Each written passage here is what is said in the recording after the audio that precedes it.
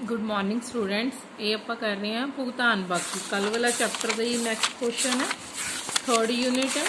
Chapter देख लो, chapter 16 है विदेशी व्यापार ਅਤੇ भुगतान बाकी की समस्या। अज आप क्वेश्चन आंदा हुंदा तुहानूं भुगतान बाकी दे प्रतिकूल होने के कारण ते इनू ठीक करन दे उपाय। भुगतान बाकी का प्रतिकूल होना की है या प्रतिकूल भुगतान बाकी की है।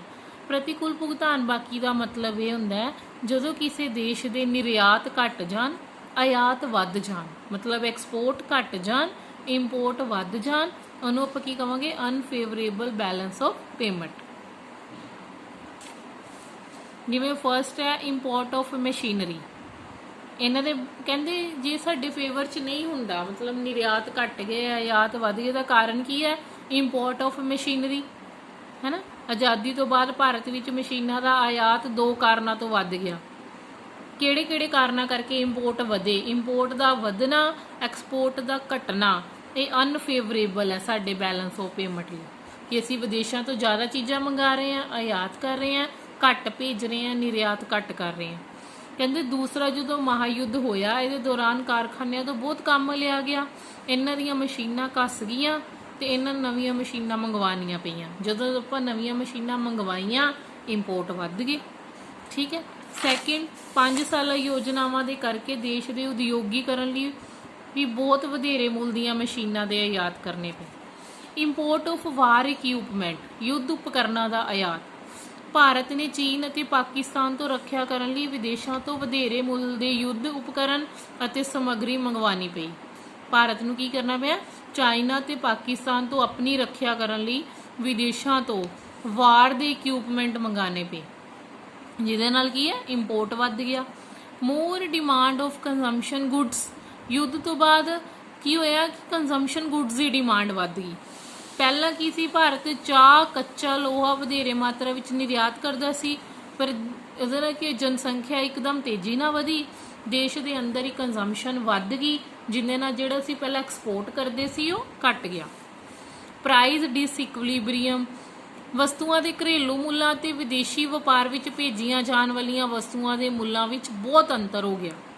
भारत विच मुद्रास्फीति हो गई, मतलब प्राइस बहुत वध गए।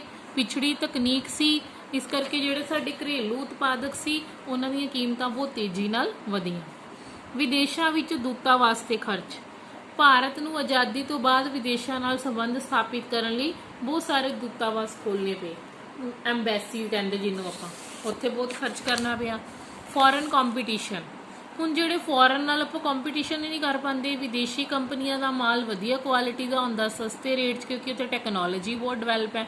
अपने देश में टैक्नोलॉजी इन्नी डिवेलप नहीं है, आपां फॉरन कॉम्पीटिशन नहीं कर पाते, जिहदे करके सानूं ज़्यादा आयात करने पैंदे आ ते निर्यात साडे बाहर जाके विकदे नहीं, ओह घट हो जाते। कच्चे तेल के उपभोग और कीमतों में वाधा। कच्चे तेल के उपभोग में बहुत वाधा क्यों? क्योंकि पॉपूलेशन वधी। पॉपूलेशन वधन दे नाल कंजम्पशन तो वधनी सी, कंजम्पशन वधन करके इहदे विच काफ़ी फर्क पिया। इहदे कंजम्पशन च फर्क पैण नाल इंपोर्ट वध गई। सोने का आयात भी बहुत वध गया। सोने के आयात के वधन दे नाल साडे भुगतान जिहड़ा सोना है ये साडे भुगतान बाकी का मुख घटक है। विदेशी कर्जियां उत्ते ब्याज का भुगतान, बहुत ज़्यादा कर्जे हो गए, कर्जियां दे ते सानूं इंटरस्ट देना पिया, पैसा बाहर जान लग गया। निर्यात विच घट वाधा, एक्सपोर्ट इन्नी तेजी नाल वधे नहीं। खाड़ी युद्ध लग गया। खाड़ी युद्ध का की है? कुवैत इराक आदि विच काम करने वाले जिहड़े भारतीयां राहीं भारत नूं भेजी जाने वाली विदेशी मुद्रा बंद हो गई। हुण पैसा आना घट गया, नैचुरली है। इहदे नाल की हो गया? इन्हां दे आयात भी महंगे हो गए। ठीक है। तो विदेशों तो धन आना भी बंद हो गया। सोवियत संघ का टुटना भी प्रतिकूल प्रभाव है। भारत के मुल विच कमी जिहड़ी होई जाती है, डॉलर महंगा हो जाता है, इहदे नाल भी बहुत फर्क पै रहा। होर कारण है कई। हुण इहनूं ठीक करन दे सुझाव, जो कारण हुंदे उही सुझाव बन जाते। फर्स्ट है प्रमोशन ऑफ एक्सपोर्ट। उत्पादन नूं अपने देश विच इन्ना वधाया जाए, ठीक है, जिहड़े एक्सपोर्ट करने वालियां फर्म्स है या कंपनियां, उन्हां नूं मोटिवेशन दित्ती जाए ताकि साडे एक्सपोर्ट तेजी नाल वध सकन। निर्यात वधूगे तो साडा जिहड़ा unfavourable balance of payment favourable हो जाएगा। ਇਨਕਰੀਜ਼ ਇਨ ਪ੍ਰੋਡਕਸ਼ਨ, ਨੈਚੁਰਲੀ ਪ੍ਰੋਡਕਸ਼ਨ ਵਧੂਗੀ ਤੇ ਐਕਸਪੋਰਟ ਵਧੂਗੇ। ਸਾਨੂੰ ਹੋਰ ਕੰਟਰੀਜ਼ ਨਾਲ ਟ੍ਰੇਡ ਐਗਰੀਮੈਂਟ ਕਰਨੇ ਚਾਹੀਦੇ ਆ, ਜਿਵੇਂ ਅਸੀਂ ਗੈਟ ਨਾਲ ਕੀਤਾ, WTO ਨਾਲ ਕੀਤਾ, ਸਾਰਕ ਨਾਲ ਕੀਤਾ। ਇਹਦੇ ਨਾਲ ਕੀ ਹੋਏਗਾ, ਜਦੋਂ ਸਾਡੇ ਹੋਰ ਦੇਸ਼ਾਂ ਨਾਲ ਐਗਰੀਮੈਂਟ ਹੋਊਗੇ, ਉਹਨਾਂ ਦੇਸ਼ਾਂ ਨਾਲ ਸਾਡੇ ਫਰੈਂਡਲੀ ਰਿਲੇਸ਼ਨ ਹੋਊਗੇ, ਫਿਰ ਜਿਹੜੇ ਅਸੀਂ ਐਕਸਪੋਰਟ ਕਰਾਂਗੇ ਉਹਦੇ ਵਿੱਚ ਕੋਈ ਅੜਚਨ ਨਹੀਂ ਪਾਊਗੇ, ਹੈ ਨਾ, ਤੇ ਸਾਡੇ ਐਕਸਪੋਰਟ ਦੀ ਮਾਤਰਾ ਵੱਧ ਜਾਏਗੀ। ਇਨਕਰੇਜਮੈਂਟ ਟੂ ਫੋਰਨ ਇਨਵੈਸਟਮੈਂਟ, ਜਿਹੜੀ ਫੋਰਨ ਇਨਵੈਸਟਮੈਂਟ ਹੈ ਉਹਨੂੰ ਵੀ ਇਨਕਰੇਜ ਕਰਦੇ ਹਾਂ ਆਪਾਂ, ਤਾਂ ਕਿ ਜੇ ਮੰਨ ਲਓ ਕੋਈ ਬਾਹਰਲੀਆਂ ਮਲਟੀਨੈਸ਼ਨਲ ਕਾਰਪੋਰੇਸ਼ਨਸ ਇੱਥੇ ਆ ਕੇ ਇਨਵੈਸਟ ਕਰਦੀਆਂ, ਆਪਾਂ ਉਹਨਾਂ ਨੂੰ ਜੇ ਫੇਵਰ ਕਰਦੇ ਹਾਂ ਤੇ ਉਹੀ ਚੀਜ਼ਾਂ ਸਾਡੇ ਦੇਸ਼ ਦਾ ਕੱਚਾ ਮਾਲ ਯੂਜ਼ ਕਰੂਗੇ, ਸਾਨੂੰ ਰੁਜ਼ਗਾਰ ਮਿਲੂਗਾ, ਟਰਾਂਸਪੋਰਟੇਸ਼ਨ ਯੂਜ਼ ਹੋਊਗਾ, ਫਿਰ ਆਪਾਂ ਉਹਨਾਂ ਚੀਜ਼ਾਂ ਦੇ ਨਾਲ ਹੀ ਹੋਰ ਪ੍ਰੋਡਕਸ਼ਨ ਵਧਾ ਕੇ ਐਕਸਪੋਰਟ ਵਧਾ ਸਕਦੇ ਹਾਂ। ਅਟਰੈਕਸ਼ਨ ਟੂ ਫੋਰਨ ਟੂਰਿਸਟ ਨੂੰ ਅਟਰੈਕਟ ਕਰਨਾ ਚਾਹੀਦਾ, ਜਿਵੇਂ ਟੂਰਿਸਟ ਪਲੇਸਿਸ ਜਿਹੜੇ ਆ ਉਹਨਾਂ ਨੂੰ ਅਟਰੈਕਟਿਵ ਬਣਾਉਣਾ ਚਾਹੀਦਾ। Devaluation of Indian currency, Indian currency ਨੂੰ ਡੀਵੈਲਿਊ ਕਰ ਦਿਓ। ਡੀਵੈਲਿਊ ਮਤਲਬ ਮੁਦਰਾ ਦੀ ਜਿਹੜੀ ਮੁਦਰਾ ਦਾ ਮੁੱਲ ਹੈ ਉਹ ਪਹਿਲਾਂ ਨਾਲੋਂ ਘੱਟ ਕੀਤਾ ਜਾਂਦਾ ਹੈ, ਠੀਕ ਹੈ। ਇਹਦੇ ਨਾਲ ਕੀ ਹੈ ਕਿ ਸਾਡੇ ਆਯਾਤ ਘੱਟ ਜੂਗੇ ਤੇ ਨਿਰਯਾਤ ਵੱਧ ਜੂਗੇ। ਕਿਸੇ ਦੇਸ਼ ਦੀ ਮੁਦਰਾ ਦਾ ਮੁੱਲ ਦੂਜੇ ਦੇਸ਼ ਦੀ ਮੁਦਰਾ ਦੇ ਮੁੱਲ ਤੋਂ ਘੱਟ ਹੋਣਾ। ਫੋਰ ਐਗਜ਼ਾਮਪਲ ਵੀ ਇਹਨੇ ਦਿੱਤਾ, ਮੰਨ ਲਓ ਪਹਿਲਾਂ $1 40 ਦਾ ਸੀ, ਉਹਨਾਂ ਨੇ 50 ਦਾ ਕਰਤਾ। ਸਾਡਾ ਜਿਹੜਾ ਪਹਿਲਾਂ 40 ਦੀ ਵੈਲਿਊ ਸੀ ਉਹ ਘਟ ਗਈ ਹੁਣ, ਹੈ ਨਾ। ਹੁਣ $1 ਕਿੰਨੇ ਦਾ ਹੋ ਗਿਆ, 50 ਰੁਪਏ ਦਾ। ਜਿਹੜੀਆਂ ਚੀਜ਼ਾਂ ਅਸੀਂ ਬਾਹਰ ਵੇਚਦੇ ਸੀ, ਪਹਿਲਾਂ ਮੰਨ ਲਓ ਅਸੀਂ 1000 ਚੀਜ਼ਾਂ ਵੇਚਦੇ ਸੀ $40 ਡਾਲਰ ਦੇ ਹਿਸਾਬ ਨਾਲ, ਤਾਂ $25 ਦੀ ਬਾਹਰ ਵਿਕਦੀ ਸੀ। ਪਰ ਜਦੋਂ ਅਸੀਂ 40 ਦੀ ਜਗ੍ਹਾ 50 ਨਾਲ ਡਿਵਾਈਡ ਕਰਾਂਗੇ ਤਾਂ ਉਹ $20 ਦੀ ਰਹਿ ਜੂਗੀ। ਜਦ ਰੇਟ ਘਟੂਗੇ ਬਾਹਰ ਜਾ ਕੇ ਸਾਡੇ ਨਿਰਯਾਤ ਵਧਣਗੇ, ਕਿਉਂਕਿ ਡਿਮਾਂਡ ਵਧੇਗੀ।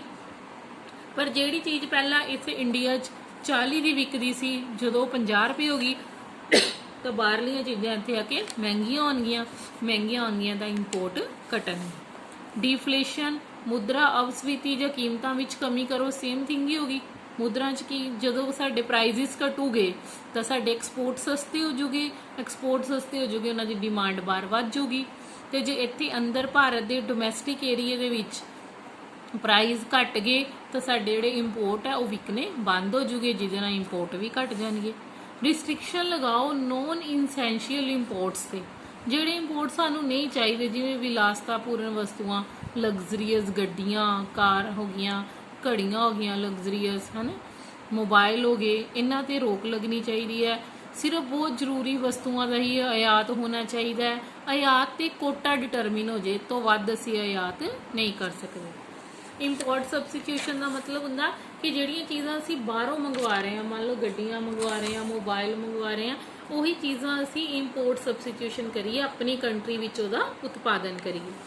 ਵਿਸ਼ੇਸ਼ ਆਰਥਿਕ ਖੇਤਰ ਸਥਾਪਿਤ ਕੀਤੇ ਜਾਣ, ਕੱਚੇ ਤੇਲ ਦਾ ਘੱਟ ਉਪਯੋਗ ਕੀਤਾ ਜਾਵੇ, ਲੈਸ ਕੰਜ਼ੰਪਸ਼ਨ ਹੋਊਗੀ, ਅਸੀਂ ਘੱਟ ਆਯਾਤ ਕਰਾਂਗੇ, ਨੈਚੁਰਲੀ ਇਹ ਫੇਵਰੇਬਲ ਜਿਹੜਾ ਅਨਫੇਵਰੇਬਲ ਤੋਂ ਫੇਵਰੇਬਲ ਹੋ ਜਾਏਗਾ।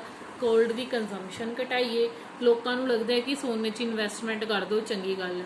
ਇਹਦੀ ਬਜਾਏ ਜੇ ਅਸੀਂ ਸਰਕਾਰੀ ਪ੍ਰਤੀਭੂਤੀਆਂ, ਸਰਕਾਰੀ ਬੌਂਡ, ਇਹਨਾਂ ਵਿੱਚ ਇਨਵੈਸਟਮੈਂਟ ਕਰਦੇ ਹਾਂ ਤਾਂ ਗੋਲਡ ਵਿੱਚ ਇਨਵੈਸਟਮੈਂਟ ਕਰਨ ਲਈ ਗੋਲਡ ਦੀ ਡਿਮਾਂਡ ਘਟ ਜਾਏਗੀ, ਉਹਦਾ ਸਾਨੂੰ ਘੱਟ ਇੰਪੋਰਟ ਕਰਨਾ ਪਏਗਾ।